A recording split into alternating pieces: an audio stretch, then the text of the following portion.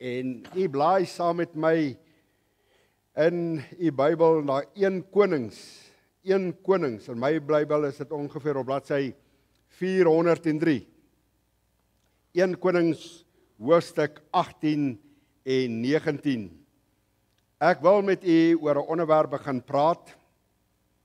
En ek gaan dit oor 2 Sondae moet doen. U het al hierdie woordjie gehoor, uitbranding. U het al die woordjie gehoor, depressiwiteit. En baie keer word dit gekoppel wanneer iemand depressief raak, is daar een of ander sonde in sy of haar lewe. En dan begin ons krap en dan word daar sekere dinge gesê. En ek wil uit Elia se lewe wil ek 'n paar gedagtes met u deel, hoofstuk 19. En baie hartseer hierdie profeet van God, 'n dinamiese man. Ek lees in hoofstuk 19, kom hy daar waar die Bybel sê dat hy het moedeloos geword. Die Bybel sê dat hy wou nie meer langer lewe nie. So dis kenmerke. Dis kenmerkend van iemand wat depressief raak moedeloos. Ek dink die tyd waarin ons lewe beleef baie mense dit. En baie keer dan dink ons dat kinders van die Here gevrywaar word van hierdie woordjie of van die woordjie uitbranding. Ek gaan volgende Sondag vir jou al die kenmerke gee van hoe lyk iemand wat uitgebrand is uit die lewe van Elia. As u gaan vir u net so oorsig gee oor hoofstuk 19 en vir jou 2 verse wys, dan gaan jy kenmerke, 'n paar kenmerke sommer net daai verse kry. Ek gaan hoofstuk 19 hier en daar net vir u deel, met u deel. En om hoofstuk 19 te verstaan, moet ek eers hoofstuk 18 vir jou verduidelik. En ek wil hê jy moet nou mooi hoor wat ek vir u gaan sê. Hoofstuk 18 het in 1 dag afgespeel. Elia was in 1 dag met dit wat ek vanmôre met jou gaan deel, is hy in 1 dag met hierdie dinge gekonfronteer. 'n Dag met 12 ure in. Ek kan nie dink. Ek sit en ek is besig om voor te berei. Ek sê, Here, dis onmoontlik. Is geen wonder dat hy gekom het waar hy gekom het nie. Waar hy beland het nie. 1 Konings 19. Van vers 1 af gaan ek hierdie vir u lees. Ek wil net die Here se seën vra. Here Jesus, dankie dat ons u woord het. Dankie dat al hierdie dinge vir ons opgeteken is, selfs hierdie verhaal van Elia. God se man, God se profeet. En die lesse wat ons uit hierdie man se lewe kan leer. Here, ons leef net in 'n ander tyd. Ons leef in 'n tyd waar die skroef maar net aangedraai word. Ons leef in 'n tyd soos Eksodus 2 sê, Farao sit bo en hy sê, maak net meer stene. Die produk moet net meer wees en die manne moet minder wees. Die hande arbeid raak minder, Here. Die druk raak al hoe groter. En Here, ons beleef dit. Op aarde beleef ons dit. U kinders beleef dit. Ons raak moedeloos, Here. Ons kom daar waar mense sê, is dit die moeite werd? Is alles die moeite werd? Here, ek wil vanmôre kom bid dat u woord, dat u self, u woord, onder ons voete sal kom instoot. En soos daar die lied sê, staande op die beloftes, dat ons op die beloftes van die Here sal kom staan. Aan daardie beloftes sal vashou. Here, is my wonderlik hoe u met u man te werk gegaan het. En miskien sit hier iemand, Here, wat vanmôre uit hoofstuk 18 gaan hoor. En hy of sy gaan hulle identifiseer met Elia. Ek wil bid, Here. Ek wil vir U dankie sê dat U van hom en van haar weet. En dankie dat U met dieselfde deernis met hom of haar sal werk, soos wat U met Elia gewerk het. Kom Here, kom vanmôre. Dankie. Dankie. Kom en bemoedig ons uit en deur U woord. Want ek bid dit in Jesus se naam. Amen. Ek gaan hoofstuk 19 net hier en daar vir u lees, om net vir u te wys hoe hierdie man onder 'n besembos homself bevind het op die ou einde. Maar ek gaan eintlik stil staan by hoofstuk 18, want ek wil vir jou die agtergrond gee. Dit is belangrik om na die agtergrond te gaan kyk, want jy sien, die belangrikste teks in die Bybel is konteks. Met ander woorde, dit help nie, ek begin net uit hoofstuk 19 uit lees en jy verstaan nie, hoekom hierdie man net sommer outomaties net daar beland het nie. Daar was 'n aanloop, hoor gou mooi, wanneer ek en jy daai punt bereik, kom ons noem dit vanmôre die besembos ondervinding, dan was daar al reeds 'n aanloop wat plaasgevind het in iemand se lewe. En weet jy, ek wil weer vir u sê, as ek hierdie dinge vir u gaan noem, in een dag was hierdie man met al die dinge gekonfronteer, en ek sê gisteraan vir die Here, is geen wonder, is geen wonder dat hy daar gekom het, wanneer al jou kragte getap word, alles wat jy het, as dit getap word, dan kom jy daar waar Elia gekom het. Hoor nou mooi, hierdie hoofstuk begin met 'n interessante woordjie, hy sê en. Met ander woorde, en beteken, hy sluit aan by 'n vorige vers of hoofstuk. En Agab het aan Isebel meegedeel alles. Jy omkring die woordjie, jy onthou hierdie woordjie, want dit kom nou 2 keer in 1 vers voor. Alles wat Elia gedoen het. Daar sê die Bybel, ja, alles. Wat is hierdie alles? Hy het nou vir hom vertel wat op die berg Karmel gebeur het. Agab het aan Isebel alles vertel. En dan, ewe skielik, dan kom hierdie woordjie in, hoe hy al die profete met die swaard gedood het. Jy moet dit gaan lees. 450 Baal-profete vat hy, en ek wonder hoe dit gewerk, en hy lei hulle die berg af, na 'n spruitjie toe, Kison, en hy slag hulle daar. En Agab vertel vir Isebel, hy het selfs die Baal-profete, hoekom was Isebel so kwaad? Jy sien, die Baal was Isebel se god gewees. Sy was die aanvoerder dat Baal in die land ingevoer is, en ingevoer was. Hoor nou mooi, daarop stuur Isebel 'n boodskap aan Elia om te sê, mag die gode met 'n klein lettertjie so doen en so daaraan toe doen, sekerlik sal ek môre sulke tyd jou siel maak soos die siel van een van hulle. Sy vergelyk nou Elia se siel met daai van die Baal-profete. Hoor gou mooi, interessante woordjie vers 3. Toe, hoor wat sê vers 2, sy stuur 'n boodskap. Vers 3 sê, toe hy dit sien. Hy sien al hoe word hy doodgemaak. Hy sien al hoe sy siel een van daai. Sien jy wat doen 'n roemer? Sien jy wat gebeur wanneer ek en jy moeg is? Wanneer ek en jy moeg raak, dan is dit 'n gerug. Ek noem dit vanmôre sommer 'n roemer. Toe hy dit sien, hy sien al, hoe is Isebel op sy spoor? Hy sien al hoe gaan hy gevang word. Hy sien al hoe word hy met die swaard gedood. Hy sien dit. Toe hy dit sien, het hy hom klaar gemaak en terwille van sy lewe weggegaan. En toe hy in Berseba in Juda aangekom het, het hy sy dienaar daar laat agterbly.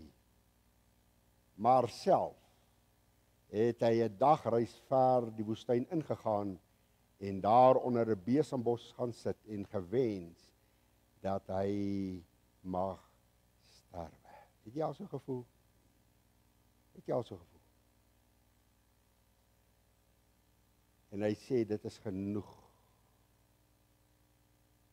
Dit is genoeg.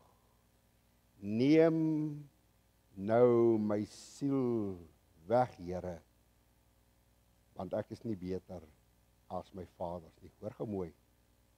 Hoor gou mooi, ek gaan volgende Sondag hierdie vers vir jou baie mooi verduidelik. Hoor wat doen Elia. Die oomblik toe hy hom oopmaak. En dit hierdie dinge gebeur wanneer ek en jy fisies moeg begin raak.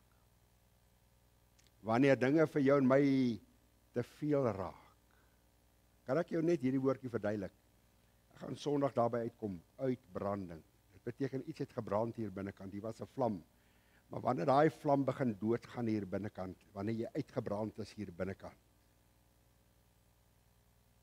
hoor gou mooi, dan kom jy daar, waar jy sê, dit is genoeg, Here. Neem nou my siel van my af weg. Hoor wat sê hy? Want ek is nie beter as, weet jy wat doen hy? Daar's 'n woord, wat die sielkundiges baie op hulle lippe het. En kinders word baie daarteen gewaarsku, maar dit is nie net ons kinders waar daarmee sukkel nie. Ons groot mense ook, hoor gou hierdie woorde. Ken jy die vergelykingsspeletjie? Ken jy die vergelykingsspeletjie? Hoor wat sê Elia. Kyk waarmee begin die duiwel met Elia speel. Jy het gedink jy's die grootste profeet. Jy het gedink jy's die man wat God kan gebruik. Jy het gedink daar op Karmel, jy was nou die groot. Hoor gemooi. Hy sê, Here, ek is nie beter as my vaders nie. Pas op vir die vergelykingsspeletjie. Dis waar alles begin in jou en my lewe. En dan kan dit groter uit, na al groter. En toe wat gebeur? Wat het hy gedoen? Kyk hoe mooi wat doen hy. Daarop gaan hy lê en raak onder 'n besembos aan die slaap. Wonderlik, hoor nou mooi die B-gedeelte. En daar raak 'n engel hom aan en sê vir hom, staan op. Ek wil net gou vir ietsie wys. As jy nou daar kom by vers 8, wil net vir jou wys hoe ver het hierdie man geloop. Vers 8 sê, hy het toe opgestaan en geëet en gedrink en deur die krag van die voedsel 40 dae en 40 nagte lank geloop tot by die berg van God Horeb. Daar waar hy hom bevind het in Berseba, het hy nog 'n dagreis verder in die woestyn ingegaan, vandat hy daar opgestaan het, hoor gemooi, tot by die berg van God, 400 kilometer. 400 kilometer. Dan moet jy mooi oplet. Ja, die Here vra vir hom 2 maal in vers 9 en in vers 13 vra die Here vir hom 2 maal, wat maak jy hier, Elia?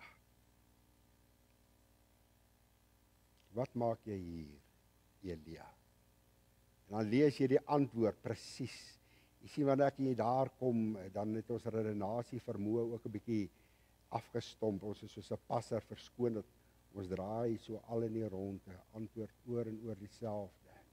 Niks maak meer sin nie. Wat maak jy hier? Die een vertaling vra hierdie vraag. Hy sê, Elia, waarom is jy in hierdie toestand? Waarom? Het jy vergeet wie ek is?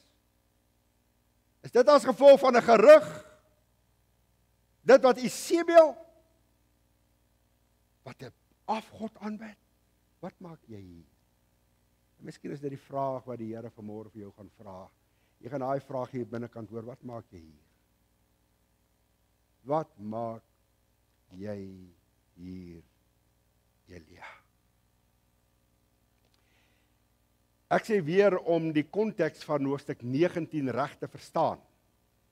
Om presies te weet waarom daardie man hom daar bevind het, wil ek eers teruggaan na hoofstuk 18 toe, want dit is eintlik een hoofstuk, want ek het vir jou die woordjie gewys en. So hoofstuk 19 begin by en ek gaan hierdie twee, ek gaan nie hierdie een vanmôre by kom nie, ek gaan volgende week by hom uitkom, maar ek wil vanmôre hierdie vraag vir jou probeer beantwoord. Waarom het Elia, God se man, hierdie dinamiese profeet, hom onder 'n besembos bevind en eerder gewens dat hy sou sterwe, Hoekom bid iemand soos hy, wat gebedsverhoring ervaar het al in sy lewe? Hy sê, Here, neem my siel maar van my weg. Ek is nie beter as my voorvaders, as my vader Abraham en Isak. En so, as jy hoofstuk 18 begin lees, dan gaan jy agterkom dat hierdie volk hulle in 'n geweldige groot verwarring bevind het. Daar was 'n geweldige verwarring onder die volk Israel. Op daardie stadium het hierdie na vore gekom. Hulle was onseker geweest, hoofstuk 18 handel daaroor. Hulle was onseker, wie is die ware God? Was die ware God die God Baal? Of was die ware God die God van hulle voorvaders, Abraham, Isak en Jakob? Wie was die ware God gewees? En dan moet ons eerstens vir mekaar uitklaar, wie was Baal gewees? As daar onsekerheid was, wie is die ware God? Is dit Baal of is dit die ware God? Dan moet ons vanmôre vir mekaar vra, wie was Baal gewees? En daar's 3 dinge wat ek vir u wil wys rondom Baal. Koning Agab en Isebel het hierdie afgod ingebring in die land Israel. Hulle was nie daar nie. Hierdie afgod was nie deel van die volk Israel nie. En hoe het hierdie koning hierdie gepromoveer? Hy het hom op 'n hoër vlak in daardie land bevorder. Hy het vir die volk gesê, hoor gemooi, hierdie God van julle is nie meer die ware God nie, maar Baal is die ware God. Dit het so erg gegaan op daai stadium in hoofstuk 18, dat hulle die altare van die lewende God begin afbreek het. Isebel het gesê, en Agab het gesê, daar sal geen altaar meer vir die lewende God in hierdie land wees nie. Daar gaan nou net altare vir Baal wees. Baal gaan die God wees, die afgod wees, wil ek vanmôre sommer dadelik sê, wie ons gaan aanbid. So dit was Baal. Wie was die ware God gewees? Hulle het die ware God geken as die God van die Ou Testament, die skepper, die instandhouer van alle dinge. Dis al God waarmee hulle te doen gehad het, waarna blootgestel was. Hierdie God wat hulle uit Egipte land uitgelei het. Vir hulle was hy die ware God, wat hulle in hierdie land kom waar koning Agab hom bevind en Isebel, het hulle 'n bietjie die mekaar geraak. Ek wil vanmôre vir u sê, dis maar hoe ons ook vandag is. Wie is die ware God? Wie is die ware God? Ja, gehoor hoe praat mense? Ja, gehoor hoe praat mense as jy kom maar sonder die radio ook luister, hulle praat net van God. Which God? Solank God genoem word, is hy vir my die lewende God. Vir die moslim is dit Allah. Wie is die lewende God? Wie is die ware God? Mense raak al hoe meer onseker. Al hoe meer vind ons dit, hulle raak onseker. Wie was die ware God vir die volk Israel? Dit was niemand anders as die God van Abraham, Isak, Jakob, God, Jahwe. En asof dit nie genoeg was, dat daar onsekerheid was in hierdie land. As gevolg van hierdie afgode, was die afgode ook die oorsaak, hierdie afgode wat deur Isebel ingevoer was in die land, en op hierdie volk afgedruk was, afgedwing was daar die afgode die oorsaak dat God, hoor nou mooi, 3,5 jaar lang die hemel bokant sy volk toegesluit het. Geen reën. 3,5 jaar. Afgode. En die land maak dat God die hemel sluit. Asof dit nie genoeg is nie, kom Agab. En hy stel 450 Baal profete aan. En hy gee vir hulle opdrag, hy sê, julle taak is om die hele volk op die ou einde daar te kry, waar hulle hierdie afgod Baal sal aanbid. tragiese verhaal. Dit is op daai stadium wat God se man op die toneel instap. Sy naam is Elia. Jy moet dit gaan lees. Hy het een taak. God se man het een taak. En dit is om te gaan bewys al hierdie onsekerheid uit hulle uit te kry, wie die ware God is. Hy stap in om aan hierdie volk, om aan Isebel, om aan Agab te bewys, wie is die ware God. Vir die sê Suid-Afrika is reg, die wêreld is reg, vir 'n Elia om in te stap. Hierdie man stap in en kyk wat doen hy. Kyk mooi wat doen hy. Jy kan dit gaan lees. Hy gaan na koning Agab toe. Jy sal sien hy was 2 keer by koning Agab gewees. 'n Man met ruggraat. Ek hou van hierdie man. Elia. God se man. Hy stap na hierdie koning toe. Hy sê, koning, ek wil 450 daai Baal-profete wat jy aangestel het, en dan wil ek my hele volk op die berg Karmel bymekaar hê. Jy sorg, koning? Sy vrou was nie daar nie, want hoofstuk 19 sê, hy het haar meegedeel, alles wat op die berg. Hy sê, koning, kom ons daag die volk, ek wil jou uitdaag, ek wil die volk uitdaag, ek wil jou Baal-profeet uitdaag om te gaan kyk, wie is die ware God? Kom ons gaan berg Karmel toe, dan gaan kyk ons. En let mooi op, as jy hoofstuk 18 lees, hy doen 3 dinge. Elia doen 3 dinge. Hy sê vir hulle elkeen, okay, die heel eerste ding is, elkeen van daai Baal-profete moet vir hulle altaar bou vir hulle God. Want ons gaan nou bewys op Karmel, wie is die ware God? So kom ons bou elkeen vir ons God 'n altaar, en hoor nou mooi, die Bybel sê, en die God wat met vuur antwoord, hy sal die ware God wees. Die eerste opdrag is, hy sê kom ons bou 'n altaar. En nommer 2 sê hy vir hulle, en wat interessant is van Elia, hy het gegaan en hy die altare wat afgebreek was, het hy daar die klippe bymekaar gemaak. Ek het terwyl ek voorberei het hom gesien in my gees, so hoe loop hy met daar die klippe om die altaar wat afgebreek was. Hulle het die altare vir die lewende God is afgebreek. Terwyl van hierdie Baal-profeet het hy al die klippe bymekaar gemaak en hy weer die altaar herstel, opgebou. Hierdie altaar behoort aan die lewende God. Hy gaan hom herstel. Hy bou toe en hy herstel toe daar die altaar. Maar daar is 'n tweede ding wat hulle moes gedoen het. Hy het vir elkeen het hy gesê, kry vir julle 'n bul wat geslag moes word. En dan moet jy die voorskrifte gaan lees hoe hierdie bul geslag moet word en hoe hy geplaas moet word. En hy sê op hierdie altaar, as jy hom klaar gebou het met klip, dan sit julle die hout op. En dan die vleis van die bul bo-op die altaar. Sien jy daai prentjie? Maar hy sê vir hulle hierdie woorde, niemand van julle mag vuur maak nie. Ek is hier om te bewys wie is God.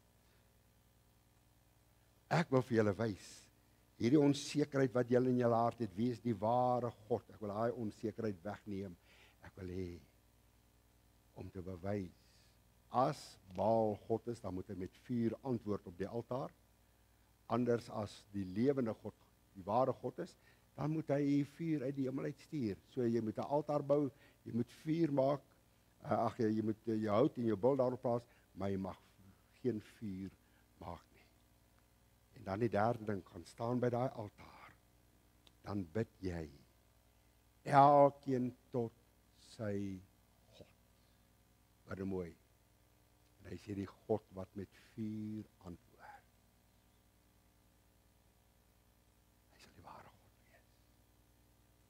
Sien jy dit?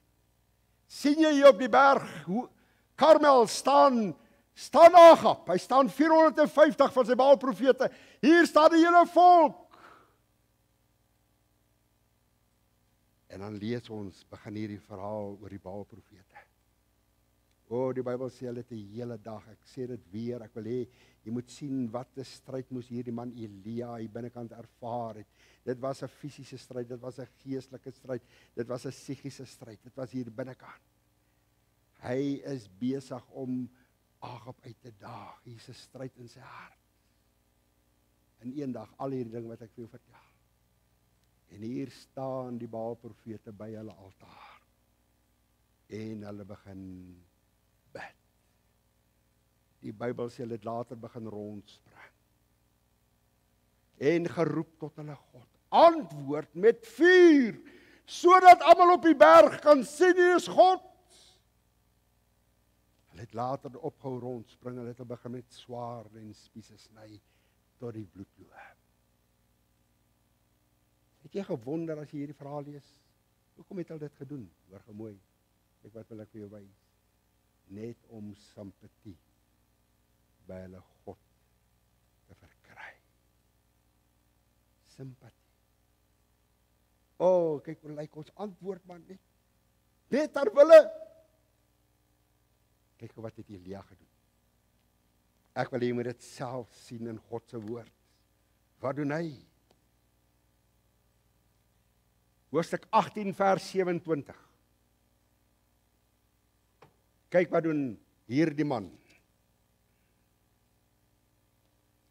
En toe dit middag was,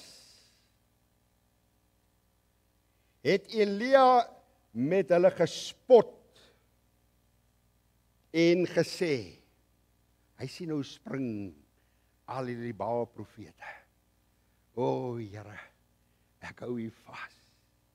Ek het soveel geloof, ek wil die onsekerheid uit hierdie volk uitkry. Hulle moet vandag sien. En dis asof hy nog dit verder druk en hy sê, roep hard. Hy is mos God met 'n klein lettertjie sê hy. Hoor wat sê hy vir hulle? Hy is seker in gepyn, of hy is seker afgesonder, of hy is seker op reis. Is julle God nie miskien met vakansie nie? Miskien slaap hy. Miskien moet hy wakker word. Maar wat sê vers 28, en hulle het hard geroep, en hulle self volgens hulle gebruik, met swaarde en spiese stikkend gekerf. Vers 29, en toe die middag verby was, het hulle begin raas tot op die tyd dat die spysoffer gebring moes word. Heel middag. Die Bybel sê en middag, sê nou maar is 12 uur, begin Elia met hulle spot. Roep harder. Miskien is hy met vakansie. Maar gou mooi. Hulle God het hulle nie met vuur geantwoord nie. Daar was geen stem van hulle God nie. Geen antwoord van hulle God nie. Hoe weet ons dit? Hoor gou mooi. Elia sê vir Agab en Isebel, die God wat met vuur antwoord. As julle God Baal dan die ware God is, hoekom antwoord hy nie met vuur nie? Toe hulle roep en rondspring, het geen vuur geval op die altaar nie. Die vuur wat op die altaar sou val, sou aan hierdie volk die bewys gee wie is die ware God. En hulle God Baal, hierdie afgod, het nie met vuur geantwoord nie. Hy het nie hulle gehoor. Hy kan nie hoor nie. Kyk nou wat doen Elia. Soos wat ek met u praat, wil ek hierdie gedeelte met jou verduidelik. Kyk vers 30. Kyk wat doen Elia. Hy wag toe dat die middag verby is. Wat doen hy? Toe die aandoffer gebring moes word laatmiddag, sê die Bybel, toe sê Elia vir die hele volk, kom nader. Sien jy dit? Op die berg Karmel. Kom nader. En die hele volk het nader gekom na hom en het die altaar van die Here herstel wat afgebreek was. Daarop neem Elia 12 klippe volgens die getal van die stamme van Jakob se kinders, tot wie die woord van die Here gekom het om vir hulle te sê, Israel sal jou naam wees. En hy bou met die klippe 'n altaar in die naam van die Here. Hoor nou mooi. Daarna, kyk wat doen hierdie man. Daarna het hy 'n sloot gemaak rondom die altaar, 'n ruimte van omtrent 2 mate saad, en die hout gerangskik, en die bul in stukke verdeel, en bo op die altaar gelê, asof dit nie genoeg was nie. Hy wou duidelik vir hulle wys wie's God.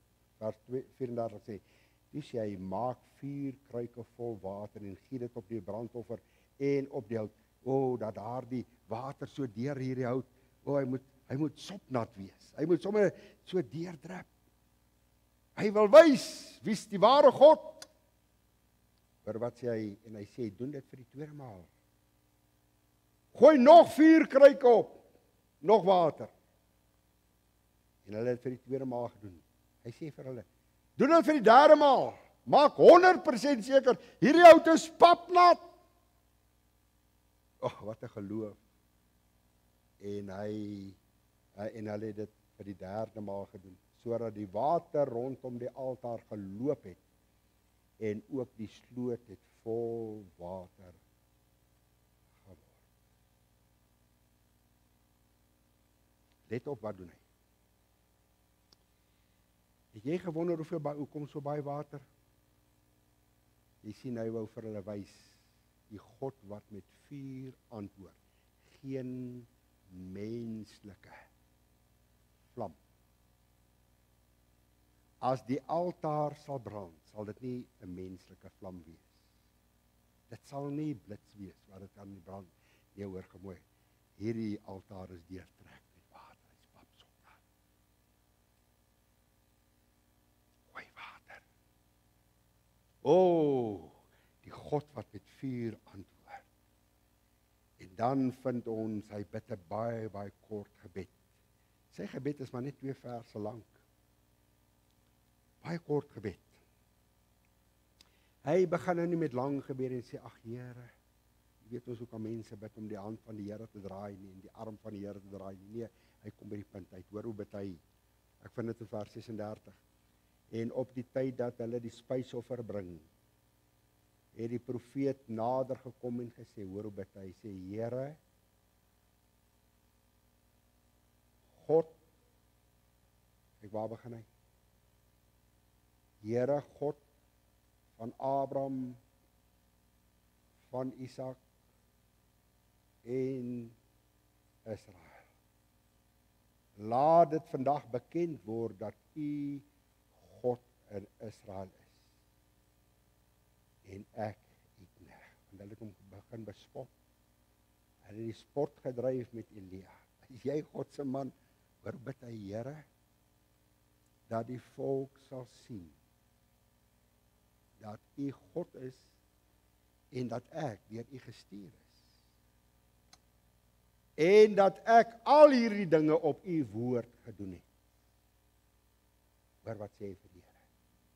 Hy kom dan en hy sit sy hand so op die troon neer, hy gebruik 2 woorde, hy sê, antwoord my Here.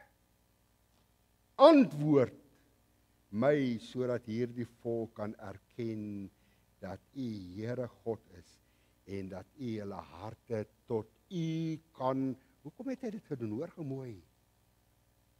Hy het besef, hierdie volk, al wat hulle gaan red, al wat hulle gaan terugbring, na die ware God, toe 2 dinge. As U met vuur antwoord, en daar 'n totale bekering, 'n terugkeer na die ware God, hulle is so ver afvallig van die Here. Antwoord, Here, antwoord! Hy sê vir die Here, nie dat almal oor my kan praat nie, Here. Dat hulle my kan kry vir reekse dienste, en dat ek kan bid dat mense gesond word. Nee, hoor wat, het jy gehoor wat sê hy? Ek wil dit graag weer vir U noem. Sodat die volk kan erken dat U, Here God, nommer 1 is. Hy is die lewende God. En ek voel so jammer baie keer as ek hoor hoe vloek hulle die naam van God. En hoe bring mense die naam van God af op menslike vlak, aards, plat. Of voel ek soos Elia, Here antwoord. Wys weer vir die wêreld wie is God. As hulle die naam van die Here so gebruik, my God. Hulle vloek die naam van die Here. Hulle laster die naam. dat die volk weer sal sien wie is U, Here. Doen dit. Hoor nou mooi. En hy sê nommer 2, en dat U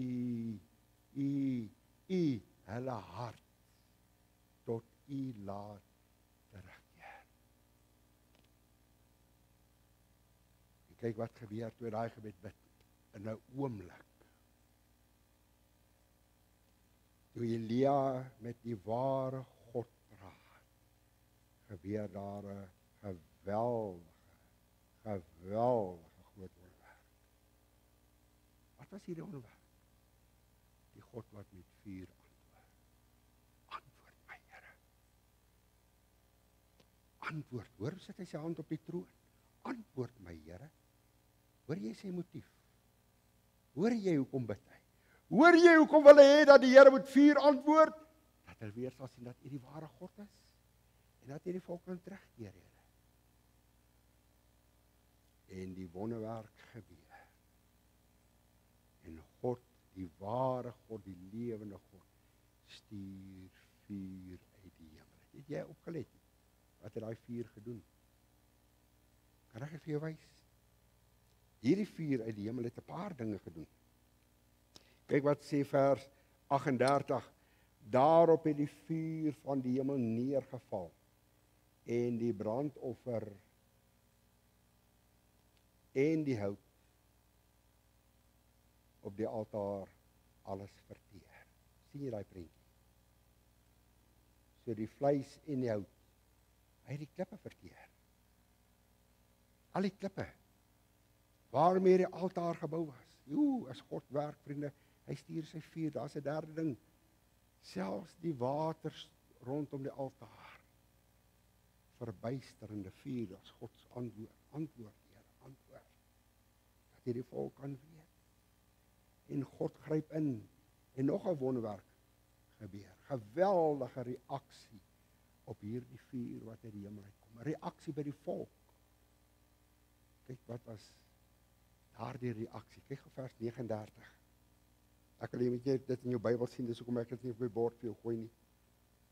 En toe die hele volk dit sien, wat sien hulle? Wat 'n prentjie. Toe Elia daar by die altaar kom staan wat hy self gebou het. Miskien was daar ook mense wat met ongeloof. Kom ons kyk. Kom ons kyk. Kom ons kyk of jou God antwoord. En eenvoudige gebed. Hoe die volk het geweet, hy is in kontak met God. Hy het geweet, God hoor. En God gaan antwoord. Hulle het geweet, God gaan hom in die steek laat nie. Geweldige reaksie. Kyk wat gebeur. Toe hulle dit sien, hulle het hom dopgehou. Hulle was teenwoordig. Dis nie van hoor sê nie. Toe hulle dit sien, het hulle op hulle aangesig geval. Wie het dit gedoen? Wie het die aankondiging gemaak? Nee, spontaan het hulle op hulle aangesig. Let op, vriende, jy omkring die woord. Wanneer 'n mens in God se teenwoordigheid kom, dan val jy vooroor, nie agteroor nie.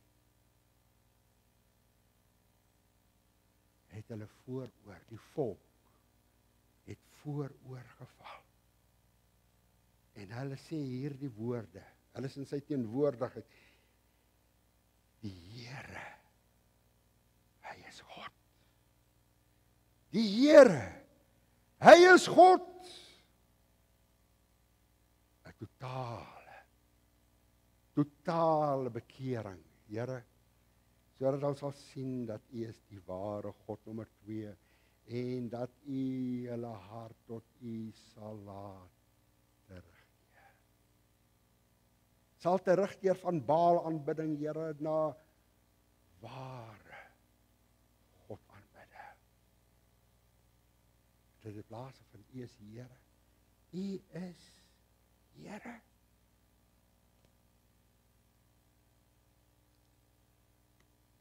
Maar Elia sê vir hulle, asof dit nie vir Elia genoeg was nie. Maar Elia sê vir hulle, dis nou vir die volk. Jy sien, wanneer God 'n werk doen, dan doen hy 'n volmaakte werk. Hoor wat sê hy? Hy sê, gryp die profete van Baal. Laat niemand van hulle vry raak nie. Hoor nou mooi, gehoorsaamheid in 'n oomblik. En hulle het hul gegryp. En Elia het hulle afgebring na die spruit Kison en hy het hulle daar geslag. Let nou mooi op, my tyd is verby. Ek wil hê jy moet die verhaal gaan lees, dat ek die aansluiting vir jou kan maak by hoofstuk 19. Nadat hy onder by die berg was, daar waar die spruitjie was, waar hy 450 Baal profete man alleen geslag het. Man alleen. Trek Elia daar weg. En hy gaan weer die berg Horeb op, Karmel op. Weer hy gaan weer terug daar waar die altaar is. God het reën beloof. God het aan hom 'n belofte gemaak. Nou moet jy dit gaan lees. En hy gaan sit bo op daar die berg, want daar het God geantwoord, hy's God. En hy sê vir sy diensknegt, kyk gou in die rigting van die see, van Karmel af kan jy na die see gekyk het, so jy die see sien. En die Bybel sê, hy verootmoedig hom so voor die Here, hy gaan sit met sy kop tussen sy bene. Hy bid die eerste maal, hy sê vir sy diensknegt, sien jy al iets? Nee, sê sy diensknegt.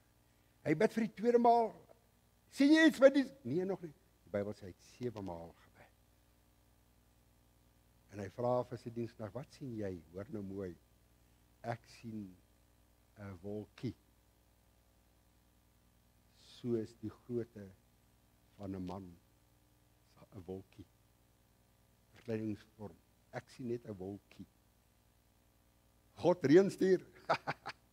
Wolkie. Die volgende oomblik, toe hulle sien, dis daai hemelruim toegetrek met donker wolke. En God sluit die hemel vir hom oop en hy antwoord gebed. Die lewende God, die ware God. Baal maak vir 3,5 jaar. Al die afgode in die land maak dat God die hemel sluit. Elia, eenvoudige man. Jakobus noem hom in Jakobus 5, hy sê, vers 17, hy was 'n gewone mens soos ek en jy. Hy gaan bid en God hoor gebed. Kan jy glo al hierdie dinge in een dag? Hy is getap. Emosioneel, liggaamlik. Nou moet jy kyk wat sê die slothoofstuk, verse van hoofstuk 18.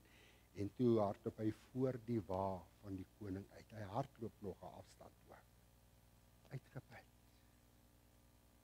En die oomblik toe hy tot homself kom, toe hy gaan sit.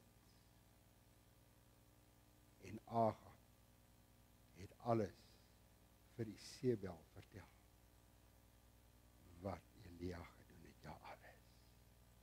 Toe stuur Isebel vir Elia 'n boodskap. Ek gaan jou siel maak soos die siel van hulle wat jy geslag het. Môre die tyd sal dit nie jou klaar wees. Toe Elia dit sien. Het dit gebeur? Kan ek vir jou iets vertel, gaan lees hierdie verhaal vir 'n week lank. Nêrens lees ons dat Isebel ooit op die toneel gekom het. Maar wat die duiwel reg gekry het, die omstandighede, al hierdie dinge wat in eendag gebeur het die man van God daar gekry waar hy moedeloos was. Wat maak jy? Elia, wat maak jy? Ek gaan vir jou 4 gedagtes noem volgende Sondag, 4 hoofredes wat maak dat jy daar kom. En jy kan daai 4 gedagtes koppel aan enigiets, by enige mens. Waarvan jy sê, mense gaan sielkundiges toe, dis goed, jy kan gaan. As jy net God se woord vat en jy gaan meet jou daarin, dan sien jy, kyk hierso. Dit was die aanloop hierna, en dis hoekom ek hiermee sit. Wil jy die 4 redes gee, word gebruik in 4 redes vir uitbranding ook, wanneer jy fataal en al daar kom, wil nie meer lewe nie. Dan kom die Here, dan kom handel hy met sy profeet. Wonderlik wanneer God ingryp. Wonderlik, kom ons bid saam. Here Jesus, hoe ryk is die woord. Wat ons behoeftes ook al mag wees, het U 'n manier. Dit staan in God se woord. Ons moet dit net gaan lees. Aandagtig gaan lees. En Here, ek wil vanmôre vir U sê. Ek wil dit vanmôre vir U sê, Here, ons is weer daar waar U hom bevind het. Kom bewys weer wie's die lewende God. Ek wil vanmôre sê antwoord met vuur, Here. Antwoord met vuur. Miskien sit hier iemand in sy of haar hart, is daar 'n koudheid, Here. Miskien in sy of haar hart is daar 'n onsekerheid. Dankie, Here. Dankie dat U gebed hoor en dat U gebed verhoor. En ek wil bid dat U die naprediker van U woord sal wees. Ek bid dit in Jesus se naam.